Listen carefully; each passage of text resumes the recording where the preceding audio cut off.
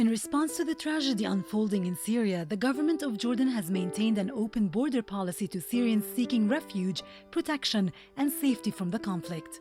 Of the 600,000 refugees now in Jordan, 80% live in host communities, not in camps. Jordan has extended public services in an attempt to accommodate the needs of the refugee population within the country.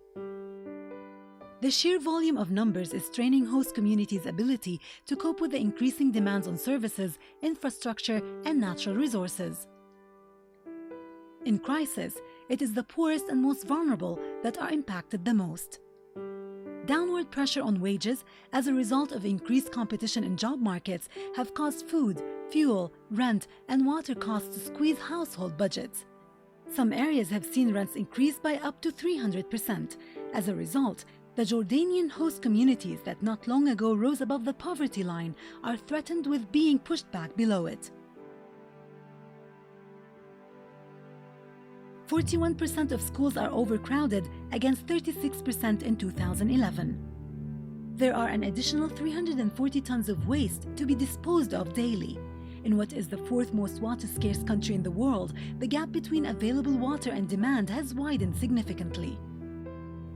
The crisis and its regional ramifications have also cast a shadow over the performance of the Jordanian economy and the health of public finances. The additional costs of services and subsidies have expanded public debt.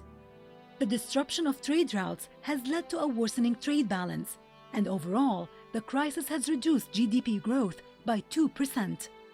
To ensure Jordan's ability to provide continuous support to refugees and protect the hard-won development progress it has already achieved, critical investments are urgently required. The government of Jordan has responded by developing a national resilience plan, a 3-year program of priority investments designed to enable households, communities, and institutions, initially to cope, gradually to recover, and ultimately to strengthen and sustain their capacities, thereby deepening the resilience to future shocks.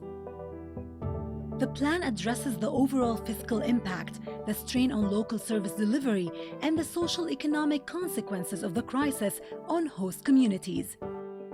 Providing safe refuge should not come at the expense of the livelihoods, opportunities, and rightful access to quality public services of Jordanian host communities.